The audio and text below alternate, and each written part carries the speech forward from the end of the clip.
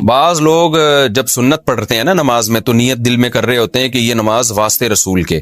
تو دیکھیں اس کے دو مطلب ہو سکتے ہیں. ایک تو یہ کہ عبادت تو میں اللہ کے لیے کر رہا ہوں، لیکن رسول کے واسطے کا مطلب یہ ہے کہ نبی صلی اللہ علیہ وسلم جب قیامت کے دن ملیں گے، آپ سے میری ملاقات ہوگی، تو آپ صلی اللہ علیہ وسلم بھی خوش ہوں گے کہ اس نے میری سنت کو زندہ کیا. تو اس مفہوم کے تحت وہ یوں کہہ رہا ہوتا ہے کہ اللہ کے رسول کے واسطے، یعنی عبادت تو اللہ ہی کے لیے، لیکن رسول اللہ صلی اللہ علیہ وسلم کی شفاعت کا میں مستحق بن جاؤں، اور آپ صلی اللہ علیہ وسلم کی سے جب بروز محشر ملاقات ہو تو آپ صلی اللہ علیہ وسلم مجھ سے خوش ہوں گے کہ چل بھائی تو نے میری سنت کو ماشاءاللہ زندہ کیا. تو یہ نیت ہو سکتی ہے. اور دوسری نیت یہ ہو سکتی ہے کہ میں یہ رسول کو خوش کرنے کے لیے نماز پڑھ رہا ہوں، یعنی یہ نماز ہے ہی رسول کے لیے، اللہ کے لیے نہیں ہے. تو یہ تو خالص شرک ہے. عبادت تو صرف اللہ کے لیے ہوتی ہے. لیکن اگر پہلی والی نیت ہے نا تو وہ شرک تو نہیں ہے، لیکن بہرحال شرک کا ذریعہ بن سکتی ہے وہ. تو اس لیے ہم جب نماز میں نیت کریں تو بس اللہ کے لیے پڑھ رہا ہوں اتنا کافی ہے. باقی نبی صلی اللہ علیہ وسلم تو بروز محشر جب آپ کے علم میں یہ بات لائی جائے گی کہ یہ سنتوں کو بھی زندہ رکھتا تھا، تو آپ صلی اللہ علیہ وسلم کی رضا تو ہمیں انشاءاللہ ملے گی، اور آپ صلی اللہ علیہ وسلم کی شفاعت کا ذریعہ یہ چیز بنے گی، اور حوض کوثر سے پانی پینے کا ذریعہ بنے گی. تو ایسی نیت کرنا جس میں شرک کا وہم بھی ہونا، اس نیت سے ہمیں اجتناب کرنا چاہیے، کیونکہ عبادت ہے نا. عبادت میں پھر شرک میں اور توحید میں بڑا باریک سا فرق رہ جاتا ہے. تو عبادت کو ایسی نیت ہو کہ بالکل آپ اس کو ایکسپلین کر سکیں. تو ایسے مبہم الفاظ نیت میں نہیں کہنے چاہیے، نہ سوچنے چاہیے. تو سیدھا سیدھا نیت کریں، بس اللہ کے لیے میں نماز پڑھ رہا ہوں، بس اتنی نیت کافی ہے. پہلے سوال ہے جی محمد صاحب انڈیا، محمد صاحب کی طرف سے جو انڈیا سے ہیں، کیا نماز میں نیت کے لیے یہ کہنا ضروری ہے کہ میں 4 رکعت فرض نماز پڑھ رہا ہوں، منہ میرا کعبہ شریف کی طرف امام صاحب کے پیچھے، یا دل میں ہی پتا ہو کہ آپ 4 رکعت فرض پڑھ رہے ہیں تو یہ بھی کافی ہوگا؟ دیکھیں یہ کہ منہ میرا کعبہ شریف کی طرف اور اس امام کے پیچھے، تو منہ تو کعبہ شریف کی طرف ہوتا ہے تو نماز ہوتی ہے، اس لیے اس کی نیت ضروری نہیں ہے. باقی یہ کہ امام کے پیچھے میں دل میں اتنا ارادہ کافی ہے کہ میں جماعت سے نماز پڑھ رہا ہوں، اب اکیلا نہیں پڑھ رہا. بعض دفعہ انسان صف میں کھڑا ہوتا ہے اپنی نیت باندھ لیتا ہے، تو دل میں بس اتنا ارادہ ہوتا ہی ہے. جب آپ صف میں کھڑے ہیں تو اور کیا کرنے کے لیے کھڑے ہیں؟ اپنی نماز تھوڑی پڑھنے کے لیے کھڑے ہیں. تیسرا مسئلہ یہ کہ 4 رکعت فرض پڑھ رہا ہوں، 2 رکعت فرض پڑھ رہا ہوں، یہ نیت لغو ہے. آپ فجر کے 2 فرض پڑھ رہے ہیں اور آپ نیت یہ کریں میں 4 پڑھ رہا ہوں، تو بھی فجر کے 2 ہی ہوں گی، اس سے کوئی فرق نہیں پڑے گا، کیونکہ وہ اللہ کی طرف سے پہلے سے 2 رکعت متعین ہے. آپ کے 4 کہنے سے وہ فرق نہیں پڑے گا. ظہر میں آپ نے یہ نیت کر لی کہ میں ظہر کی 2 رکعت پڑھ رہا ہوں، تو بھی نماز آپ کی ہو جائے گی، کیونکہ ظہر کی 4 رکعت ہوتی ہیں، 2 ہوتی نہیں ہیں. سفر میں آپ نے 2 پڑھنی ہے، اگر آپ نے یہ نیت کر لی میں 4 پڑھ رہا ہوں تو بھی 2 ہی پڑھنی پڑیں گی اور نماز ہو جائے گی، کیونکہ سفر میں اللہ کی طرف سے 2 متعین ہے. تو صرف اتنی نیت کرنی ہے کہ ظہر ہے یا عصر ہے، کیونکہ ظہر میں آپ کے پاس یہ بھی آپشن تھا کہ آپ پچھلی کوئی قضا پڑھ لیں، یہ بھی آپشن تھا کہ سنت پڑھ لیں، یہ بھی آپشن تھا کہ فرض پڑھ لیں. تو یہ 3 آپشن تھے آپ کے پاس، تو ان میں سے ایک کو آپ نے خود متعین کرنا ہے کہ فرض پڑھ رہا ہوں یا سنتیں. نمبر 2 ظہر پڑھ رہا ہوں یا پچھلی کوئی قضا پڑھ رہا ہوں. تو جب آپ نے یہ نیت کر لی کہ نہیں جی ظہر ہے، تو 4 رکعتیں 2 رکعتیں یہ لغو کام ہو جائے گا، اس کی ضرورت نہیں ہے. بس اتنی نیت کہ ظہر ہے اور فرض ہے، بس. یعنی فرض سے میری مراد کہ ظہر ہے، آج کی ظہر ہے، یہ بھی ضروری نہیں کہ فرض ہے، کیونکہ ظہر تو ہے ہی فرض، تو سنت نہیں ہے. سنتیں پڑھ رہے ہیں تو دل میں یہ نیت ہو کہ یہ ظہر میں سنت پڑھ رہا ہوں، میں فرض نہیں پڑھ رہا. تو بس اتنی کافی ہے. آج کل نیتوں میں بہت زیادہ غلو ہونے لگا ہے. نماز میں نیت ضروری ہے یا تکبیر کہنا کافی ہے؟ فرض نماز میں نیت کرنی ہوگی یا صرف اللہ اکبر بولنا ہوگا؟ اگر نیت کرنی ہوگی تو وہ اردو میں کریں یا عربی میں کریں. سلمہ صاحبہ دبئی سے، دیکھیں نیت نماز میں ضروری ہے، لیکن نیت دل کے ارادے کا نام ہے، اور دل میں ارادہ انسان اپنی زبان میں ہی کرتا ہے جو اس کی مدر لینگویج ہے. بس دل میں نیت کرتا ہے میں نماز پڑھ رہا ہوں، تو بس اتنا کافی ہے. پھر جو نماز ہے اس کی نیت کر لیں، ظہر کی ہے تو ظہر کی نیت کر لیں، عصر کی ہے تو عصر کی، فرض کی ہے تو فرض کی کر لیں. بس دل میں نیت کافی ہے، اس کا انگلش عربی اردو سے کوئی تعلق نہیں ہے. نماز کی نیت کیا زبان سے ضروری ہے؟ نماز کی نیت کا کیا حکم ہے؟ دل میں نیت کافی ہے یا لفظوں سے نیت کرنا ضروری ہے؟ ابرار احمد سومرو سکھر سے. نہیں جی، نیت تو دل کے ارادے کا نام ہے، بلکہ فقہا نے لکھا ہے کہ دل میں ارادہ تھا ظہر پڑھ رہا ہوں اور واقعی ظہر کی نماز تھی، زبان سے نکل گیا کہ عصر پڑھ رہا ہوں تو نماز ادا ہو جائے گی، اس لیے کہ دل میں صحیح ارادہ کیا ہوا ہے. اور اگر ظہر پڑھ رہا ہے، دل میں ارادہ کر لیا عصر پڑھ رہا ہوں، زبان سے نکل گیا ظہر پڑھ رہا ہوں، تو نماز نہیں ہوگی. حالانکہ زبان سے صحیح نکلا ہے لیکن چونکہ دل میں اثر تھا تو نہیں ہوگی. تو اس لیے دل میں ارادہ ہے اصل نماز کے لیے، زبان سے نیت ضروری نہیں ہے. وہمیوں کے لیے فقہا نے لکھا تھا کہ جو وہمی ہوتے ہیں نا، جو ہر وقت وسوسوں میں مبتلا رہیں گے، پتہ نہیں میں نے ظہر کی نیت کی تھی عصر کی، بعض ایسے وہمی ہوتے ہیں، ان کے لیے فقہا نے لکھا ہے کہ وسوسہ دور کرنے کے لیے وہ زبان سے نیت کر لیں. لیکن نارملی شریعت کا حکم یہی ہے کہ انما الاعمال بالنیات، اعمال کا مدار جو نیت پر ہے، تو نیت تمام فقہا کا اتفاق ہے وہ دل کے ارادے کا نام ہے. تہجد کی نماز سنت ہے یا نفل؟ تہجد کی نماز سنت ہے یا نفل؟ صادق رفیق انڈیا سے. دیکھیں یہ سنت یا نفل یہ ٹرمز ہیں، اصطلاحات ہیں جو ایک دوسرے کے معنی میں بھی استعمال ہوتی ہیں. نفل کہتے ہیں اضافی نماز جو فرض نہ ہو، اس لحاظ سے تو تہجد نفل نماز ہے. لیکن ہر نفل پر نبی صلی اللہ علیہ وسلم نے پابندی نہیں کی ہے، اہتمام نہیں کیا ہے. تو جو وہ نوافل جن کا آپ صلی اللہ علیہ وسلم نے اہتمام کیا یا آپ ان کو پڑھا کرتے تھے تو ان کو سنت کہا جاتا ہے. تو اس لیے تہجد اس لحاظ سے نفل ہے کہ فرض واجب نہیں ہے، لیکن اس لحاظ سے سنت ہے کہ محض ایک عام نوافل کی طرح اس کی فضیلت نہیں ہے، بلکہ آپ صلی اللہ علیہ وسلم کی عادت تھی، تو اس لحاظ سے یہ سنت ہے. تو بہتر لفظ اس کے لیے سنت ہی ہے، اور یہ عام سنت نہیں ہے، اس کی بے پناہ فضیلت ہے. قرآن مجید میں اللہ نے اہل جنت کی جہاں بھی صفات بیان کی ان میں تہجد کا بھی عموماً ذکر کیا ہے. جیسے قرآن مجید میں آتا ہے کہ الذین یبیتون لربہم سجدا وقیاما، ہمارے جو نیک بندے ہیں وہ راتوں کو ہمارے سامنے سجدہ اور قیام کرتے ہیں. اور سورہ سجدہ میں اللہ تعالیٰ کے ارشاد ہے تتجافی جنوبہم عن المضاجع یدعون ربہم خوفا وطمعا، کہ ہمارے نیک لوگوں کے پہلو رات کو بستروں سے جدا ہو جاتے ہیں اور اپنے رب کو پکارتے ہیں خوف اور امید سے. تو یہ ساری چیزیں ہیں. نبی صلی اللہ علیہ وسلم نے ایک صحابی کے بارے میں فرمایا کہ فلاں کتنا ہی اچھا ہے، کاش وہ تہجد پڑھ لیتا. تو اس طرح کی روایات ہیں.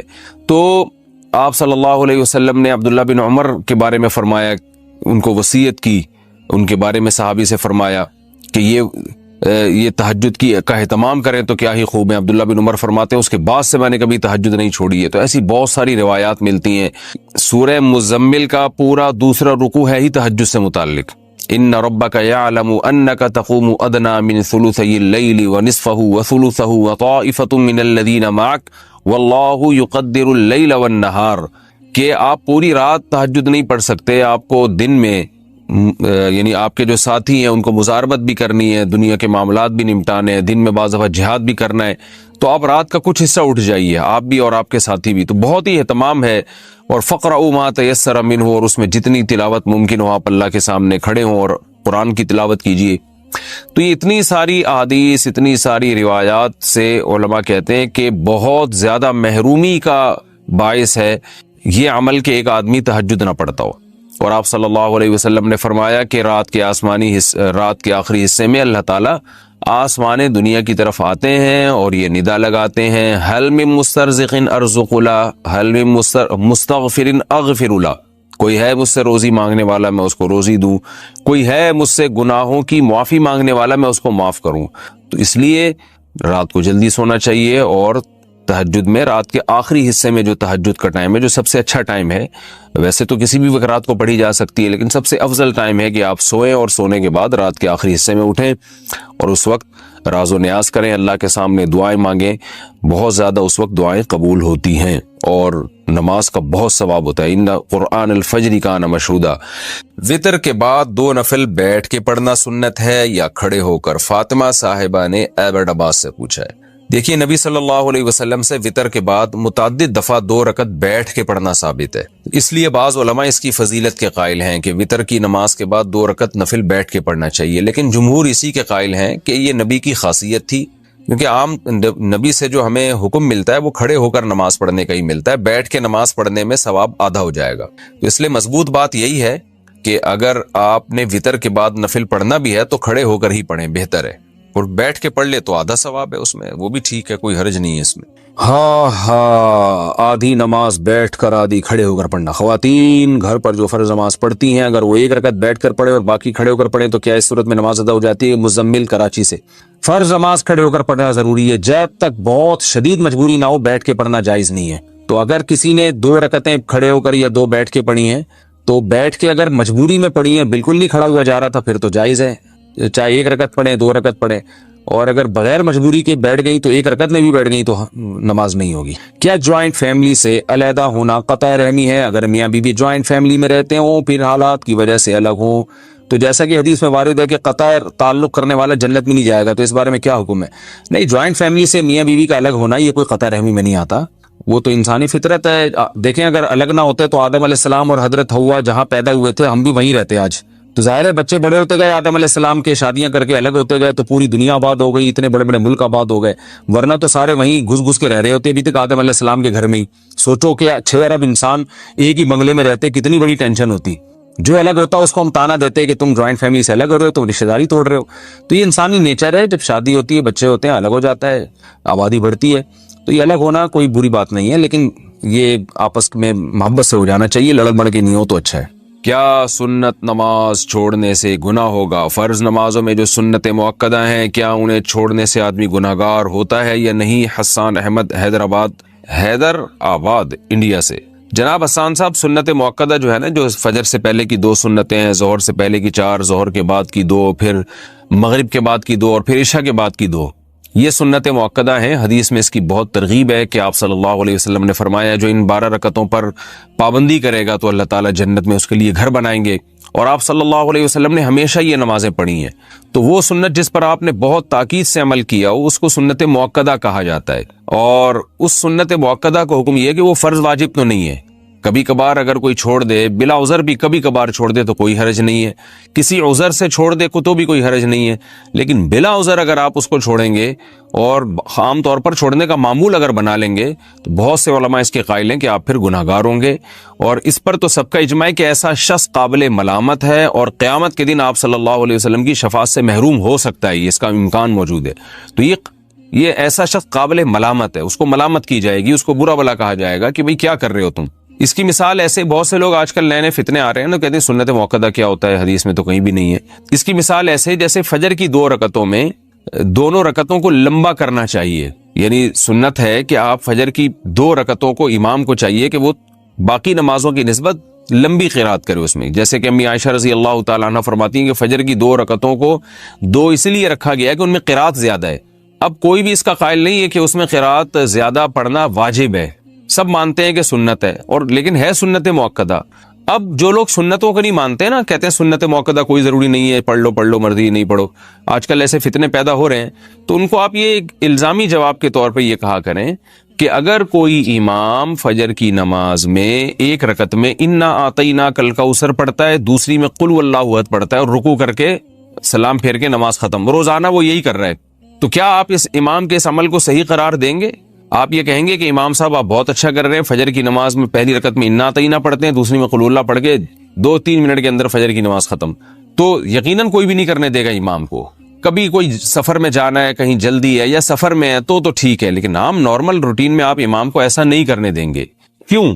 اگر آپ امام کو ملامت کر رہے ہیں کہ بھائی فجر کو پراپر طریقے سے پڑھاؤ، طوال مفصل پڑھو، اس میں جو طویل صورتیں ہیں جن کی وہ والی صورتیں آپ اس میں تلاوت کریں، یا تلاوت کی مقدار اس میں بڑھائیں۔ یہ کیا ہے کہ آپ انا اعطیناک الکوثر پڑھ کے اور دوسری میں قل اللہ پڑھ کے رکوع کر لیتے ہیں۔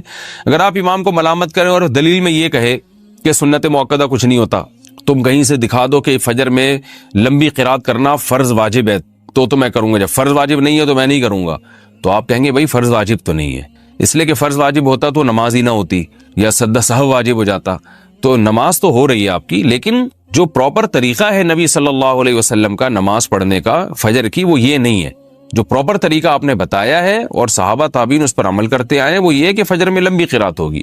تو اسی طرح یاد رکھیں کہ فجر سے پہلے 2 سنتیں ہو گئیں، ظہر سے پہلے 4 سنتیں ہو گئیں، ظہر کے بعد 2 سنتیں ہو گئیں، یہ جو سنت مؤکدہ ہیں یہ بھی فرض واجب نہیں ہے، لیکن نبی ان کو اگر آپ مسلسل چھوڑنا شروع کر دیں تو یہ کہا جائے گا بھائی نبی صلی اللہ علیہ وسلم کا یہ پراپر طریقہ نہیں ہے۔ آپ فجر کی 2 فرض جب بھی پڑھتے تھے اس سے پہلے 2 سنتیں لازمی پڑھتے تھے، آپ ظہر کی 4 سنتیں جب بھی پڑھتے تھے اس سے پہلے ظہر کے 4 فرض جب بھی پڑھتے تھے اس سے پہلے 4 سنتیں لازمی پڑھتے تھے، اس کے بعد 2 سنتیں بھی پڑھتے تھے، پھر مغرب کے بعد 2 سنتیں پڑھا کرتے تھے، عشاء کے بعد 2 سنتیں پڑھا کرتے تھے۔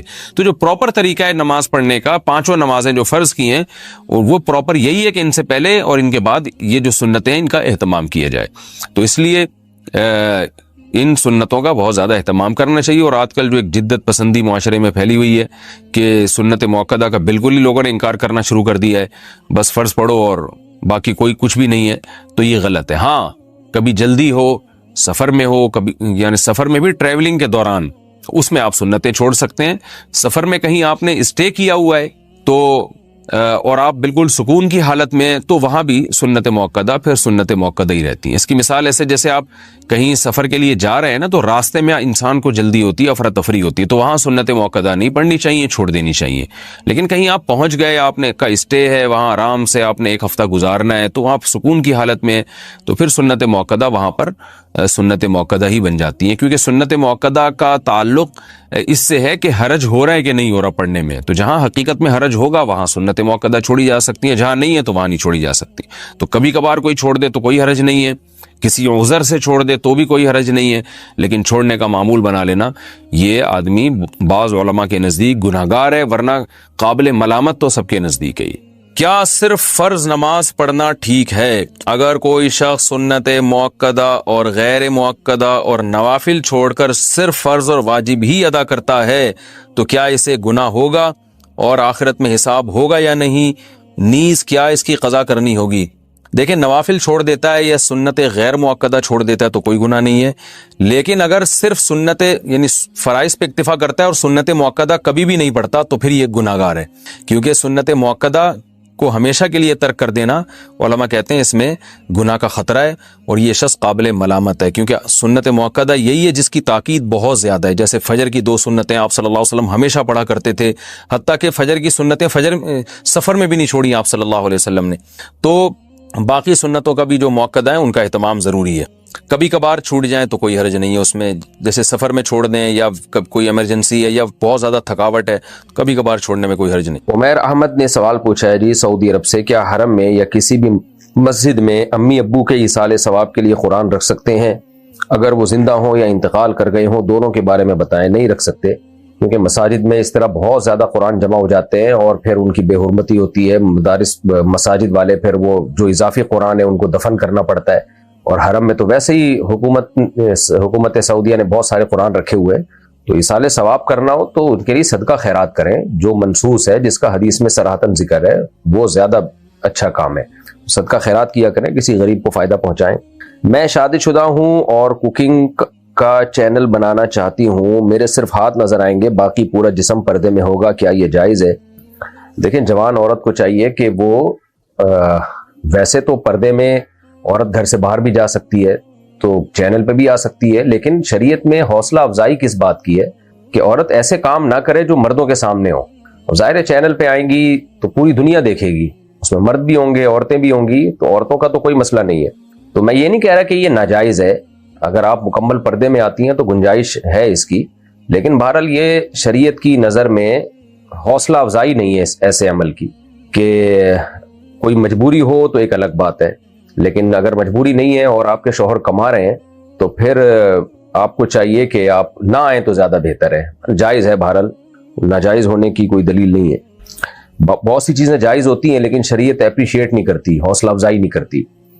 جیسے عورت کی آواز کا پردہ فرض نہیں ہے, لیکن بلا وجہ مرد سے بات کرنے کو عورت پسند نہیں کرتی, شریعت پسند نہیں کرتی کہ عورت بلا وجہ کسی مرد سے بات کرے, تو غیر ضروری بات کرے اس سے. تو حالانکہ عورت کی آواز کا جو سطر میں داخل نہیں ہے عورت کی آواز. پھر قرآن نے فتنوں سے بچنے کے لیے کتنی سخت پابندیاں لگائی ہیں عورت کے اوپر. اللہ تعالیٰ نے قرآن میں کیا کہا, وَلَا يَضْرِبْنَ بِأَرْجُلِهِنَّ لِيُعْلَمَ مَا يُخْفِينَ مِنْ زِينَتِهِنَّ, کہ عورت اپنا پاؤں زور سے زمین پہ نہ رکھے کہ اس کے پازیب کی آواز اور جو گھنگرو ہے اس کی آواز مردوں کے کان میں جائے, غیر مرد کے کان میں جائے. اس میں بھی احتیاط کرے عورت. اسی طرح فرمایا لا تخضعن بالقول فيطمع الذي في قلبه مرض, جب کوئی غیر مرد آپ سے بات کرے, کوئی شرعی مسئلہ پوچھے یا کوئی بھی ضرورت کی بات کرے, تو آپ اپنی آواز میں نرمی پیدا نہ کریں. تو اتنی ساری احتیاطوں کا شریعت نے حکم دیا. تو خواتین جاب اگر کوئی مجبوری ہو تو ایسی جگہ جہاں ان کو دیکھنے والی صرف خواتین ہی ہو, مردوں سے کم واسطہ پڑتا ہو. تو چینل پہ اگرچہ پردے میں ہو لیکن ظاہر ہے ساری دنیا کے مرد دیکھیں گے. ایک ایجڈ خاتون ہو تو ایک الگ بات ہے, عمر زیادہ ہو گئی ہو, بوڑھی خواتین, بوڑھی عورت ہو تو ایک الگ بات ہے, اس میں تو گنجائش ہے, یعنی اس میں امید ہے انشاءاللہ کوئی حرج نہیں ہوگا. لیکن جوان لڑکی بے پردہ ہو کے آنا تو بہرحال ناجائز ہے, اور اگر پردے میں بھی آئے تو بھی قابل تعریف نہیں ہے. اچھا، ایک شخص نے اپنی بیوی کو طلاق دی اور فوراً اسی وقت اس کی بہن سے کورٹ میرج کر لی، کیا ان کا نکاح ہو گیا؟ وہ ہمارے بہت قریبی رشتہ دار ہیں، ہمیں کیا کرنا چاہیے؟ نہیں جی، نکاح نہیں ہوا۔ بیوی کو طلاق دی اور اس کی بہن سے شادی کی، تو جب تک اس طلاق یافتہ کی عدت پوری نہ ہو جائے اس کی بہن سے شادی نہیں کر سکتے۔ وجہ اس کی ہے کہ جب تک عورت عدت میں ہوتی ہے تو نکاح بالکل ہی ختم نہیں ہوتا۔ اگرچہ میاں بیوی اگر 3 طلاقیں دی ہیں تو ریلیشن تو ناجائز ہو گیا میاں بیوی کا، لیکن نکاح کے کچھ حقوق باقی رہتے ہیں، عدت ہے اور نان نفقہ ہے، وہ شوہر پہ ہی ہوتا ہے، تو ہر جہت سے نکاح ختم نہیں ہو جاتا۔ لہذا اسی دوران اگر اس نے اس کی بہن سے نکاح کر لیا تو یہ ایسے ہی ہے جیسے 2 بہنوں کو نکاح میں آپ نے جمع کر لیا، یہ جائز نہیں ہے، 2 بہنوں سے ایک وقت میں نکاح نہیں ہوتا۔ تو عدت کے دوران بھی نکاح کے کچھ احکام چونکہ باقی رہتے ہیں، لہذا جب تک اس بہن کی عدت پوری نہیں ہوتی دوسری بہن سے نکاح اگر کرے گا تو یہ نکاح کالعدم ہوگا۔ تو انصاف کو چاہیے کہ فوراً علیحدگی اختیار کریں، اور جب ان کی پہلی بیوی کی عدت پوری ہو جائے پھر چاہیں تو نکاح کر سکتے ہیں۔ باقی ایسا کیا کیوں ہے انہوں نے؟ تو ایک بہن کو طلاق دے کے دوسری بہن سے نکاح کرنا، اس کی کوئی معقول ریزن اگر نہیں تھی تو یہ چیز قطع رحمی میں آتی ہے۔ سالیوں سے آج کل پردہ ہوتا نہیں ہے، عاشق ہو جاتے ہیں پھر اپنی